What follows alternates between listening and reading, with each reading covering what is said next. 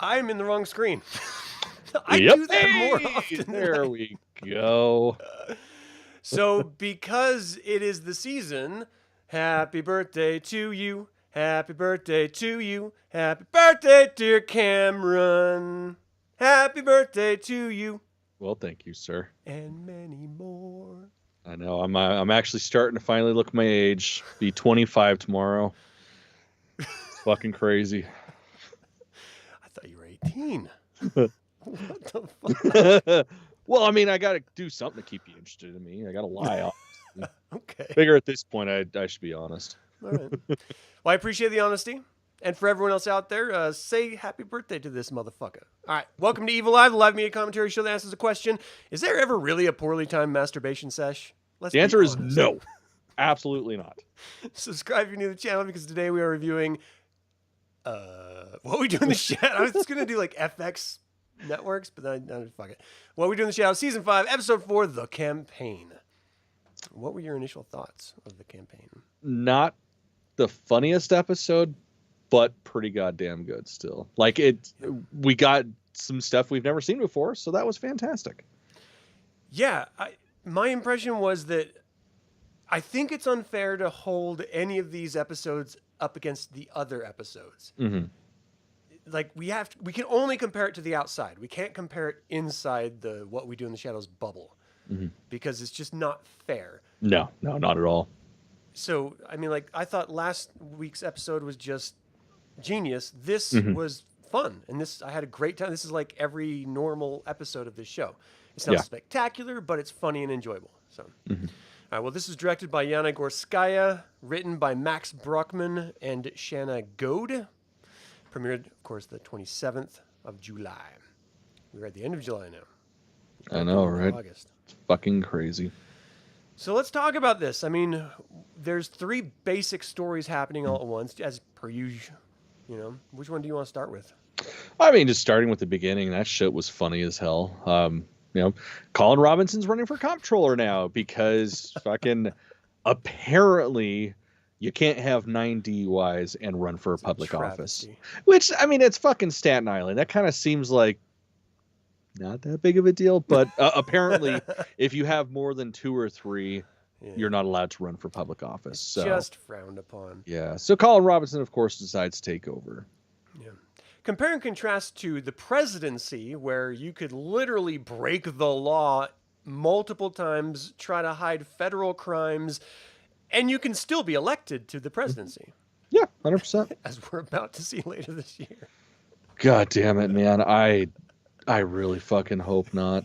I mean, the only silver lining, if it does happen, is he can't run again. Yeah. Because that's Unless he changes it. Which is my biggest fucking fear. Telling you, it's a real problem, man.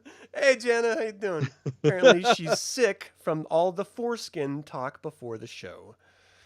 Vampire. No, foreskin. she loves foreskin secretly. She just tries to play coy. Right. Smooth. I thought it was great intro just to sort of transition away from Sean over to Colin. Yeah. Colin's like an underrated hero of this series. Oh yeah, 100%. He's kind of like the Jar Jar Binks of the series. Like no one in universe really likes him at all. Or out of universe even. That's true. But you can't help but love him.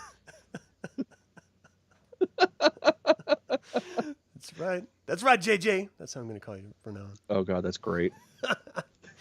So he goes, and he only wants to do it so he can go up on stage and have a debate and do this massive person drain, this massive energy bomb drain. A smorgasbord, if you will. Smorgasbord, which is a great word I don't use enough. Yeah, it is a very underutilized word, I feel. Yeah. Like, for example, JJ loves a smorgasbord of foreskin. Just like popcorn. Except a little bit gummier. It's like popcorn if you put too much butter on it. And it'd probably still be just as salty, too. It's like thick butter. Somebody's not getting ice cream after this. Oh man. So we got to see him go up on stage and do this really wonderful. Oh, hold on first. Before he even gets to stage, he goes and connects with Evie again. Right? That was a big fucking shocker. I didn't see that coming. Awesome. And she's fantastic. I absolutely loved having her in the series again. Mm-hmm. Like, she is funny as hell. Yeah, I love, because we've all met people like this. Like, this is nothing new. I mean, we've met similar types of people to all of this, because that's why it's funny, is because, there's a little bit of truth in all of it. Yeah. Like vampires. But she is just great because, like, no matter what the situation, it always goes to some sort of travesty. Of course, that's how she feeds, and so she has to. And I just love she's kicking it in some help support group for breaking up and stuff. So fantastic. I didn't fully... I had a little bit of a problem with Colin's sudden, like, quoting of films and then quoting the film name of the film he just quoted. Yeah, I was trying to think back to that. I was like, I don't remember that being a thing because it was season 2 she was introduced. Mm-hmm. I don't remember that being a thing. I don't either. And it kind of like threw me out of it for a second. I was just like, wait, well, what? It fucked me up, because then it's like, shit, am I an energy vampire? Because that's all I do is I'm fluent in English and cinema, and that's about it. I'm pretty sure I am Colin and Evie's love child, because I'm an amalgamation of just draining people with my, like, insanity, like, craziness, and then also just my fucking just sheer boredom. They're just like, I thought you were going to be so much more interesting. It's my life. What can you do? And then, so they connect back together, of course. He gives her this necklace that's not even metal. I want to know what this necklace is made of. Yeah, I thought that was interesting. It's apparently the Hope Diamond from Titanic, I guess. I don't know what the hell it was, but it was great. I mean, it was fun. I wouldn't say it's great. But in either case, we get to go to the debate. And the debate was arguably like the showcase piece of the entire show for this particular episode. And I thought it just worked perfectly. The way they sort of fast forwarded through his long, prolonged speech and just gave us little, like, shining moments of the craziness. I loved it so much. It was so great. And then the fact that he cannot seem to remember his fucking kids' names. Well, not even kids' names. Sorry, just his one child, or supposed child's name. That was hilarious. Christopher. Christopher. It was Christopher. It's fucking Colin Robinson, man. Yeah. He's a magical person. Okay, so, I mean, we had a really great debate. Everyone was drained. And then we get, of course, the best part of all of these draining sessions is when they do, like, the mug to the camera and their eyes are just brilliant blue, his teeth bearing out. And I'm just like, that's exactly what my wife looks like at sex. It's just like, get through it. I'll get through it. The horror. I gotta last 30 seconds. That's all she needs, right? Well, it makes it harder, and so it ends up being like 32, and then I'm just like worn out. I gotta sleep You're just immediately. fucking bragging now at this point. Well, I mean, I'm a master cocksmith. Hey, Chris, how you doing, man? All right, so then the second one, and we'll continue with the end of that in a second. Or do you just want to finish it? Yeah, I mean, we can finish it. It doesn't really matter. Like it's that they end up getting kidnapped right after that debate, which is fucking hilarious because it's so nonchalant. Like, something's up, especially the way they're fucking dressed. Like, who the fuck finds a beige ski mask? Like, that is boring as shit. Energy vampires, dude. Yeah, God, that was just so fucking funny. So before that reveal, did you think it was the old vampire crew that Guillermo used to hang with? That's no, I honestly had no idea. Because it's like with the old vampire crew, they all died, didn't they? Oh yeah, yeah. Like the only one that didn't die became a vampire. Yeah, you're right. I didn't even think about that. I was just like, that must be them because it's a van. I mean, it's either a child molester. 2 and 2 equals 5 when you don't think about it. So true. Yeah, it's either a foreskin moving van, or yeah. Okay. Anyway, I'll stop beating that dead foreskin joke. Because they are not alive anymore, the skin, unless it's Nandor's. Mm-hmm. I wonder, is Nandor like Like, could he cut the foreskin off and it would grow into a new Nandor? I don't From cock think out? I don't think that vampires and Mogwais are the same that way. I just imagine that at some point it would just shrivel up and go poof, into dust. It just like breaks apart, just It just smells like old fucking cheese. Probably just as crumbly too. it's like a French It leaves cheese. a little bit of a film on your fingers. God damn it. Thank you, everyone, for tuning in for the first time. Yeah. Got a great show for you. Yeah. I thought it was great. He didn't even want to be the comptroller, but this Supreme Council of Energy Vampires. Like, what did you think of that scene when we were just having to? Oh my god! We, all the viewers, were having to deal with the horror. It was so fucking beautiful because it's something you don't even think about because he was a part of the Vampiric Council. Yeah. Like when everybody else got popped. So it's like it just, you think, oh, obviously, energy vampire, still a vampire. He's a part of that council. But to find out that there's actually a whole separate council for energy and emotional vampires was fucking hilarious. It was just as drab and terrible as you'd imagine. And like, I don't know if it was intentional or if it was just, it felt like it was dragging on forever, which, I mean, either way, it was perfect. But it felt like there should have been a commercial a little bit sooner into that. So it's like it just kept dragging on for them and us. Yeah. It was so goddamn good. It felt very long to me. Like, it got to the point where it was like, all right, I get it. Like, fuck. It's bad enough with one Colin Robinson. Now we have like 8 of them. Yeah. I don't even know. There's like 3, 6, 7, and then the 2 standing guards. I mean, it was just torture.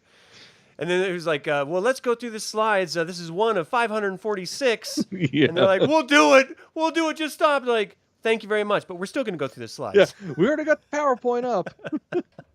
Or she's like, I need you to angle the TV so it's facing them and me. Yeah. And they're like on opposite ends of the fucking room.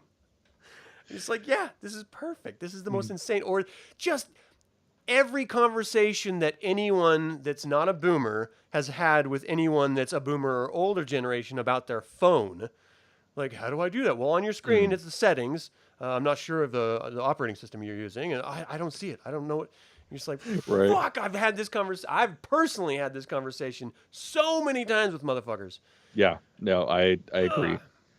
Like, just trying to get people to send references to me, it can be like that sometimes. How do I attach an image? It's like, it is going to take me longer to get this fucking email than to actually do the drawing and the tattoo. Yeah, and they're usually standing right in front of you. Like, just send it to me on your phone. Oh, how do I do that? Really? You have a phone. How do you not know how to use it at this point in time? Right. It's insane. So, hey, Shauna, nice to see you. Shut up for all the foreskin talk. This is time to tamp down the foreskin talk. She doesn't like it. She hates it, unlike JJ. And then, so ultimately, we get arguably the best scene that we're both prepared for, right? Because we're going to reenact it right now. I've been reenacting it. Yet can't see my hands, right? Where Colin Robinson goes back, has multiple council meetings or multiple meetings with people from all over the Staten Island in order to get their votes, and he's pulled his pants down, cock hanging out, stands up, revealing it all. He's like, funny. It's not what you think. I was just beating off to all your beautiful faces. It's like, no, I swear, it's not weird. That's exactly what we think. It's the best. Yeah. And the way those blurry pixels made it look, I'm kind of impressed with him. Yeah, I was going to mention that. It was definitely giving him a lot. I could have saved them a lot of pixel work because mine's like a 2 pixel or a 2.5. You know, you have like the anti-aliased pixels around the main pixels. I could be like a 2.5, 3.5 pixel kind of guy. He had like 18 pixels. Yeah. I was up there measuring. Yeah. Where's the darkest part? That's probably where it stops. I think about these things. All right. So what's next? Well, so then he has to go on TV and apologize and all that shit, and that's when oh my god, why am I blanking on her name? But the Evie. Evie. That's when she stands up and starts apologizing for him, and then gets in front of the podium and announces that she's running. Mm-hmm. And then he just kind of fucks off into the sunset. So what did you think about that last statement from her saying that it's complicated and that's why she's breaking up with him? Do you think that has any bearing future in this season, or do you think that was just a throwaway line? I don't know. I feel like it's probably a throwaway line because, I mean, that's what better way to end the whole idea of the comptroller shit than to have a secondary character. Well, I guess I wouldn't even put her as a secondary character, but just like have somebody that we see occasionally pop in, take it, and then cut ties with Colin Robinson. So I don't know if we'll see her, and if we do, it'd probably be like at the very end of the season. Right. I just feel like they've laid that groundwork in the past where they sort of like bring it out to like this full realization. Like when Nandor was dating the vampire girl. Like I just feel like there's something like that that's probably going to unfold. But in either case, I thought it was a fine. I don't need to see them together. I like their dynamic when they come together and move apart. And I wouldn't mind seeing it again in some future season as well. Yeah, definitely. It'd be fine. Do you want to talk about Nandor? Oh my god, and that Alexander was the Jew? Great. Well, and even before then, the whole reason why he's going to the gym and that outfit, like if I ever start going to a physical gym again, other than just like getting drunk in my garage and lifting weights, I'm going to dress like that. I absolutely have to dress like that. He looks pretty badass. But yeah, he's still fucked up because, of course, Guillermo is not wanting to really be around him right now because, well, he's turning into a fucking vampire.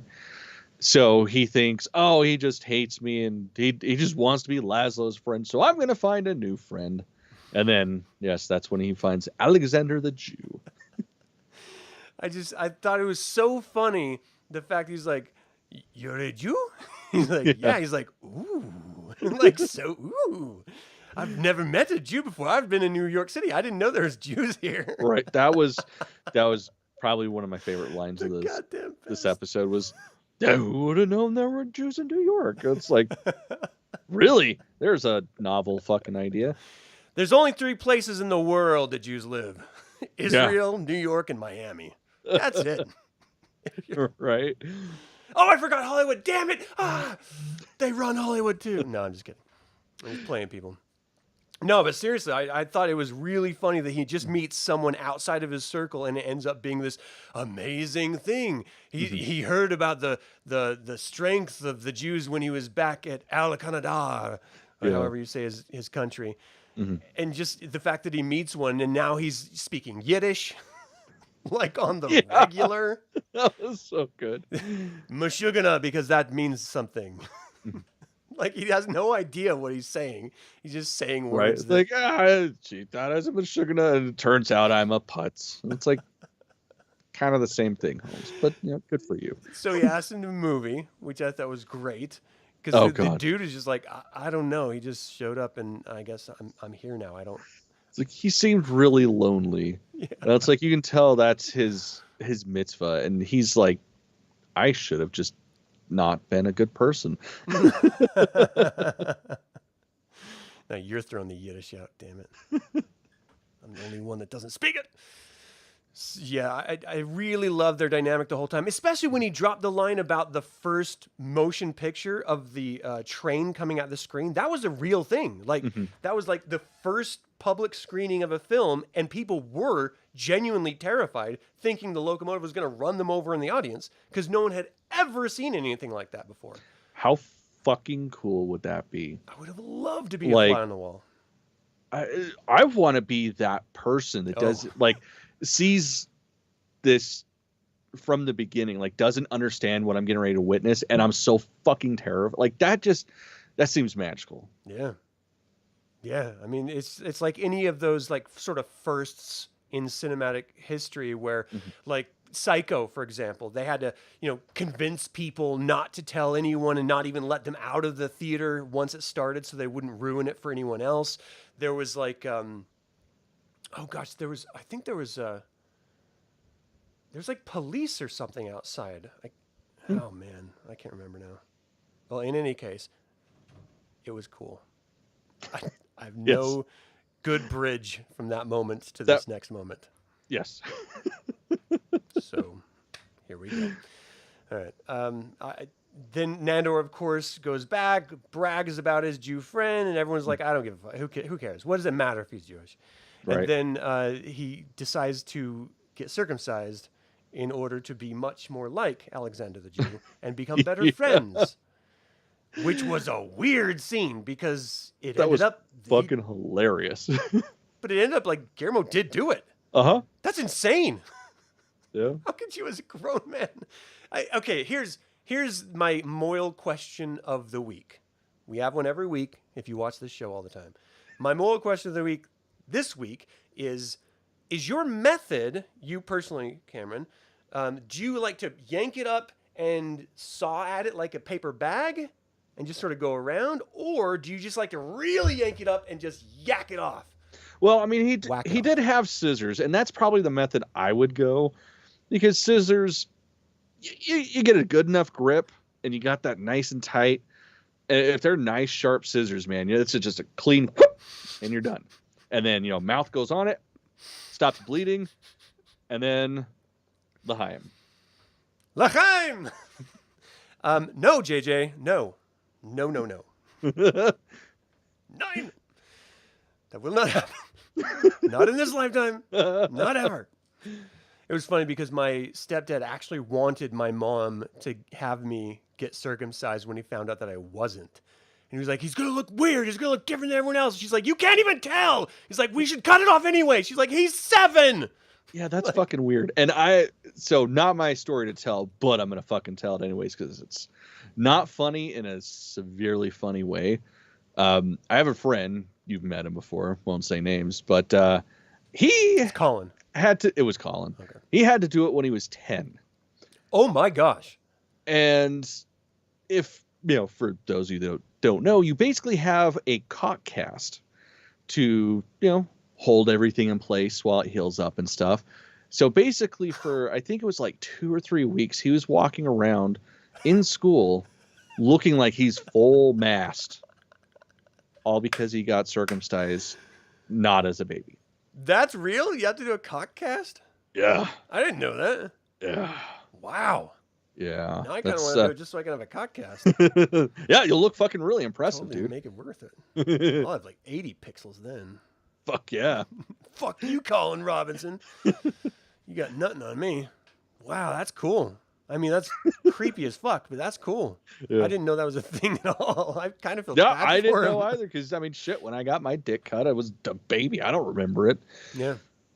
Yeah. Did the moil suck it off too long? Probably. I'm pretty sure that's why. Just like, I'm actually enjoying this. Just take 5. I don't really have herpes, people. Anymore. He took a pill, it went away. So after Laszlo goes back to show Alexander his new cock, and he apparently forgot that he's a fucking vampire who regenerates and is back to normal length. I don't even know what that would be. He looks like Snuffleupagus' nose, I guess. Probably. I would imagine it just looks like a lethargic slug. An Eeyore slug. Yeah. That's just so great. He thinks, shit, I haven't seen him in a while. Ah, yes, this will fix our relationship and he'll be my best friend again. And then just exposes himself to some random dude that doesn't even really know him in the gym, and dude fucking bounces. It was great. And then it was like the black dude on the bench, he just whips it out on him, presumably, because he went to open it. Yeah. Just like, what the fuck? You don't just... Oh, man. So good. You gotta love Laszlo. I mean, Nandor, yeah. I mean, you gotta love Laszlo too, but Nandor in this case. Okay, so I mean, that's an excellent transition to Laszlo. His ongoing struggle with trying to be accepted by the anti-Paxos people. Yeah, anti-Paxos. Oh my god, I loved that shit when it was the reveal of him essentially being like a god to them because of how stupid he is. The king of pigs. Oh my god, that was so good. And just the whole time he's like eating it up, and she's like, he's fucking stupid. So good. Well, the thing is, she clearly is embarrassed because she feels insulated in this brand new community and family. It's the first time she's felt human forever, even though she doesn't know how to make a fucking salad to save her life. Puts coffee I with mean, it. I don't know, man. Take the creamer off. I'd probably eat it. Fuck it, let's eat this shit. I like coffee. And then Laszlo's entrance in the various different times he came to meet them was just fucking gold. So Loved good. it when he's an islander. He's like, do you all speak English or do you use sticks to communicate? And just the way he's dressed, too. It's like, man, you can clearly see none of these people are fucking dressed that way. You can clearly see nobody alive dresses that way, but good on you. Good stuff. And then to sing their warring neighbors' national anthem, which is chanting "Kill Anti-Paxos." So fucking good. It's the best, man. It's just the best. And the whole time they're just freaking out. He's like, what? What? And then finally, the last time he comes in, he's like, you know what? Fuck off. I don't care. This is my this is who I am. You accept me or not. I lived through all these just naming off STDs. And that woman in the bench right next to him, she was into it. She had that look. And I don't know if she was meaning to do that as an actress, but that was a hot under the collar look. Absolutely. He's just like, I survived the clap. Ooh, do tell. Because I've got it. if you got past it, maybe you can help me. I just thought it was great. And his last line, and I'm a master cocksmith.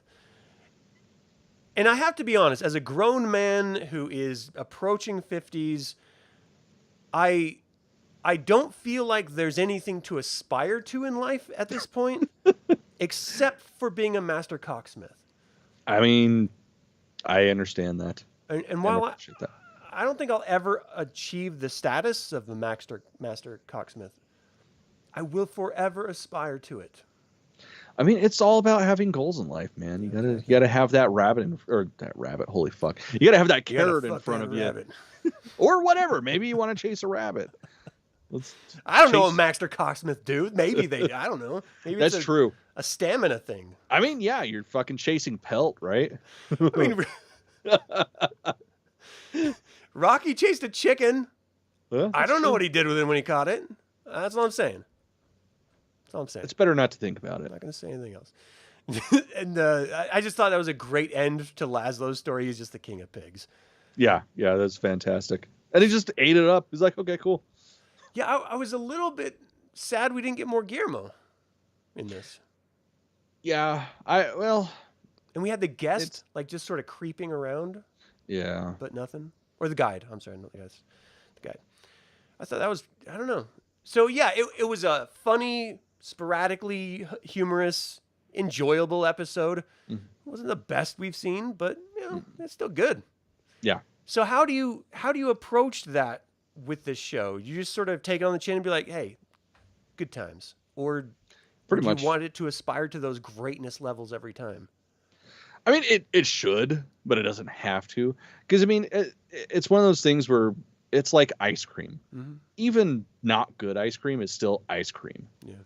So it's still going to put a smile on your face. And, if it's bad, it might make you shit your pants, but it's still ice cream. So that's kind of how I look at this. It's like, even if it's not the greatest thing ever, and I'm not like sore, like my entire face is cramping because of how hard I've been laughing, right. That's okay, because I'll still be smiling. See, I'm still hung up on the shitting your pants from ice cream. I mean, if it's bad, I mean, what kind of ice cream are you eating? I don't know. It was foreskin ice cream. I just thought it probably was. It was a little tangy. It was really briny, surprisingly briny, and cheddar-like. Yeah. Outside of the frozen cheddar. Yeah. So I don't know. What was your favorite part of this? Oh, definitely the council. Like, as hard as that was to sit through, because it was supposed to be, it was fucking hilarious seeing that council. Yeah. I think that was probably my second favorite part. I just loved that last Laszlo speech before they accept him as the king of pigs. Yeah. I just thought it was so great. And then, of course, Nadja's explanation of what that meant and showing all the painting images. Oh, yeah. God, so good. That's one of my favorite parts about the show is just like the historic paintings that they manipulate or like just completely fake. Yeah, So good. I was going to say the majority of these have to be totally fake, right? Like they just have an art staff that's just constantly working on stuff. Probably. That's amazing. I want that job so bad. Fucking apply for it. I need to. What We Do in the Shadows. Fake painting artist. Fuck yeah, you'll kill it, man. I could do it. Yeah, so that was my favorite. Did you have a least favorite of this? Not really. I mean, it wasn't. Again, it wasn't like I was dying afterwards because of laughing too hard, but it was still a good episode. Yeah. I think my least favorite was that line of Evie saying that she's breaking up with Colin because it's complicated. Or she's not going to explain it because it's complicated. And for some reason, that immediately made my mind start ticking, and I haven't been able to make it stop yet. I've seen the episode twice, looking for innuendo or suggestion or foreshadowing, and I just can't find it, but it feels like there should be something there. And the fact that I'm still right now talking about it drives me insane. Well, and the hard part of it is because of what she is. It's like that either literally is a total fucking like thing to like set up a return, or it's literally just something she throws out to sap energy from him. So maybe she's doing that to me right now. Probably. She succeeded. Probably. Fuck. All right. Well, if you had to give this a rating, what would you give it? I mean, I'd still get a 5. I guess. Same here. Yeah, 5. I was thinking a 4.5, but no, that doesn't feel right. So that's a solid 5. Well, the thing is, I feel like I have had lower reviews on certain episodes, and some episodes bother me more than others in random cases in various seasons. I haven't felt bothered really by. I mean, my least favorite part was not really something that bothers me. I was just sort of having a little fun with it. But I genuinely I had fun watching this, and I've watched it twice, and I mean, if I ever do a rewatch of this season, I'm not going to feel bad about watching it again. Whereas there are some past episodes in other seasons where I wouldn't really want to sit through it again. So I've got to give it a 5 because I feel entertained, and I guess that's the point. Right. That's kind of the point. Yeah. All right. Anything else you wanted to cover with this? Think we got it. Well, thank you all so much for tuning in and watching this review. I would love to hear what you guys have to say about Nandor losing his foreskin and JJ trying to collect it, and anything else about this episode. Let us know in the comments below. As always, remember that evil spelled backwards is live. So get your tukuses out there and be evil. Evil. Or else you're going to be a putz. Right. Shauna wants some of that ice cream. I'll make sure I bring some next time I come over.